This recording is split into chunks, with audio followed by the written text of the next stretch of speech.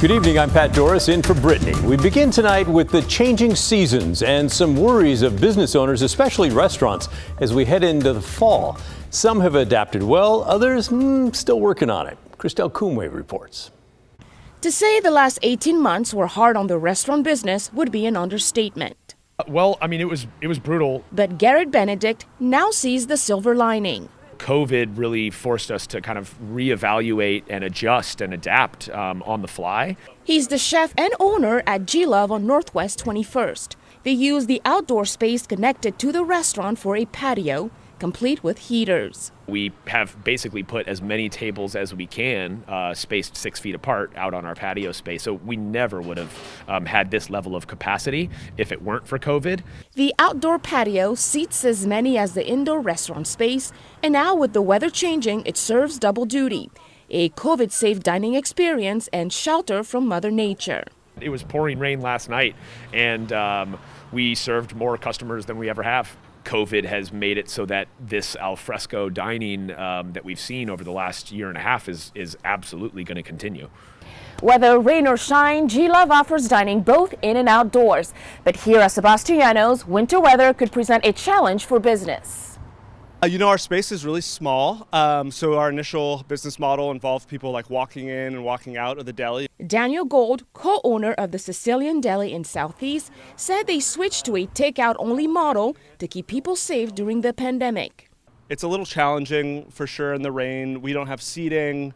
We're not on any of the apps. He intends to make up any losses by doing business at the local farmers market. Leverage the brand a little bit and get it out more into the community, even if we're not doing all our business out of our shop. Restaurant owners hope the community support they received throughout the pandemic will continue through the winter months. It was really, really great to see that even with the pouring rain, I mean, we're still Portlanders, and everyone still came out and, supported us. Christelle Coomway, KGW News. Thanks, Christelle. Speaking of the pandemic, on Friday, an FDA advisory board rejected a plan to give COVID vaccine booster shots to most Americans. But is that the end of it? Well, maybe not. Some top health officials believe that recommendation will change in the coming weeks. The panel Friday suggested boosters for those 65 and older and high-risk populations. Dr. Francis Collis from the National Institutes of Health says the board's recommendations last week was based on a snapshot of data. Today on Fox News Sunday, he said real-time data from the U.S. and Israel continue to come in, showing the vaccines lose effectiveness over time. Dr. Collins says he believes there will be a new decision in the coming weeks to extend boosters to more people. Thousands of students at Oregon State University are hopefully snuggling into their beds in their dorm rooms tonight. All right, they're college students. That's hopeful thinking. But this was move-in day for thousands of students at the Corvallis campus. It's a monumental day for both kids and parents. It's a rite of passage that a lot missed out on last year because of COVID. Catherine Cook shows us how things went today in Corvallis. Welcome to Oregon State. Hope you enjoy it. Move-in day at Oregon State University, where things were moving slowly. Welcome to Oregon State. First thing on the list, a COVID test for everyone. That took a while. Then came waiting for dorm keys, and so on. And we're waiting for a cart right now, so you're seeing about all my stuff from my room just laid out on the sidewalk. Kind of an emotional metaphor for Candace Collier from Texas. Sitting out in the open, exposed. Her family really knows about waiting. It took us 3 days to get here. And Mom Laura knows this drill well. She's my baby. I've got 4, so her 3 older brothers, I've moved them all off to school. Of course, none of those experiences were quite like this one. Different in so many ways for these students. But after 2 years of remote learning, Candace is ready. I think everyone's taking the right precautions here, and I'm really excited to see what life is like back at school, so it should be fun. More than 4,600 students will be living on campus this year. That's more than twice the number they started out with last year. Of course, there was no vaccine last year. Now it's required. And at this point, more than 93% of students have gotten it.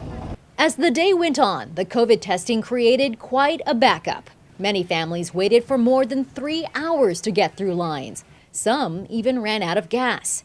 University officials tell us they're sorry it happened this way and will do things differently next time. But they hope families agree that taking this extra precaution was the right priority, even on this day. And we have that worry every year when we take care of other people's kids when they're living on campus. Few understand that, like the Moore family. They drove Alfred here up from Southern California. Exciting. Yeah, it's exciting. It's a different journey, different part of my chapter. It's a chapter Alfred is writing now without his father, Ernest Moore Jr. He died from COVID last year. He loved road trips, my husband.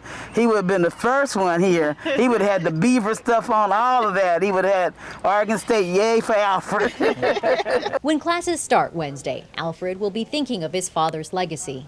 Just try to get all the education I can. So as parents say goodbye to their kids, So we're pretty excited about the future for us. and students look ahead, It's college. it just feels good to be right here. Welcome to Oregon State. In Corvallis, Catherine Cook, KGW News. Yes, we've been there. Thank you, Catherine. Portland police are asking for your help to find a person who shot and killed someone this morning in the Kenton neighborhood. Police were called to North Brandon and Willis just before 4:30. When they arrived, they found the victim was already dead. Homicide detectives are investigating, and the investigators are asking anyone with information to contact Portland police.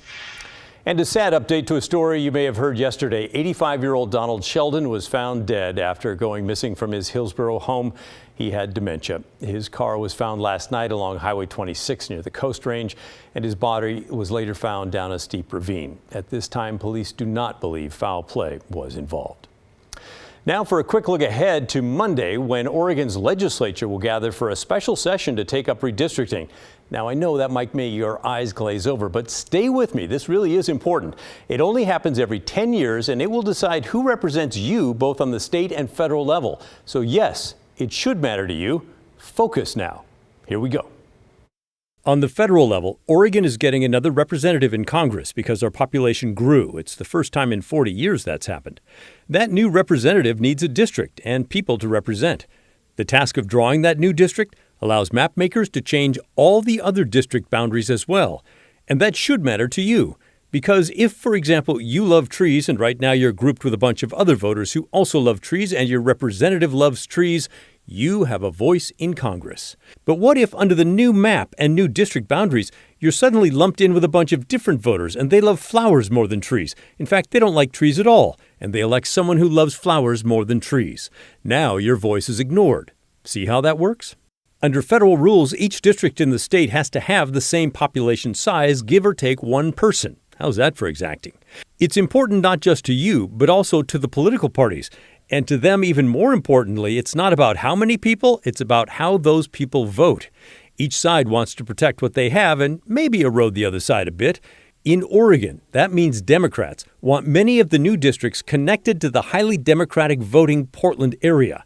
Here's their proposed congressional map. See how many parts of the map touch the greater Portland area? According to the blog 538, it creates 5 mostly safe seats for them in Congress and 1 safe seat for Republicans, covering much of eastern Oregon. The Republican proposal for the district shrinks the 1st and 3rd districts and keeps them in Washington and Multnomah counties, basically bottling up all those Democratic votes. It keeps the 2nd district roughly the same and safe for Republicans, but the other 3 districts would be highly competitive and give Republicans a shot at maybe winning those, according to 538. Lawmakers are also redrawing maps for state legislative districts, and the same pressures and opportunities apply.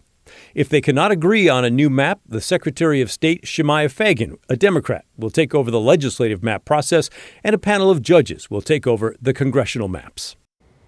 By the way, under state law, the voting districts cannot be drawn with the expressed intent of helping one party or the other. It just seems to sort of work out that way sometimes. The Portland Bureau of Environmental Services wants to warn you to avoid an area in the Willamette River for the next 26 hours. Heavy rains led to a sewage overflow early this morning near the St. John's Bridge. It's unknown how much contamination was released, but you should avoid the area until sometime Tuesday.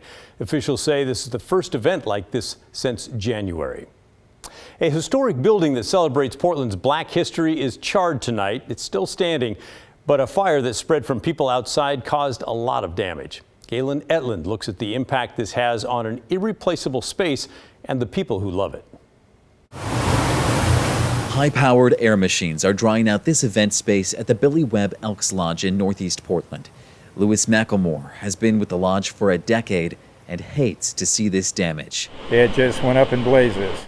Earlier this month, crews responded to a fire on the outside deck. The lodge believes transient people may have been cooking there when flames spread to the building and up into the rafters.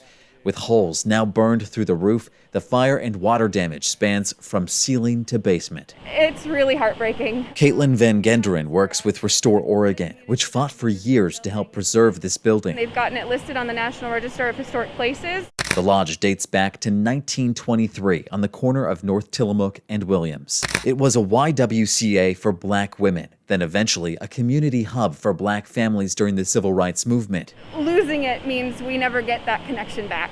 To this day, it's the headquarters of Portland's only remaining African-American fraternal organization. From their grandparents down to the youngest kids have all been here. Photos of black women who have helped the lodge line the room, still standing. We're so happy that we didn't lose it. Restore Oregon helped the lodge secure grants to help preserve all this history. But with the fire, Unfortunately, it sets us back about a year. a GoFundMe page is now collecting support to fix the damage and get back on track. And although the lodge's event space is out of commission, Louis McElmore is determined. We plan on coming back full force as soon as we can. Knowing history is on their side. Galen Etlin, KGW News.